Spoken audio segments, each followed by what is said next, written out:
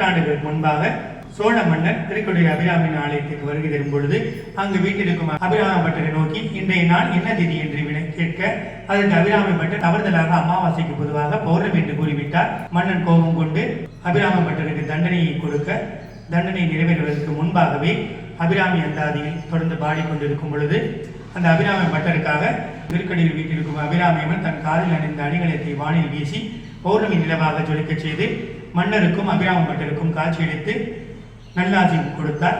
அந்த நாளே தை அமாவாசை திதியாகும்.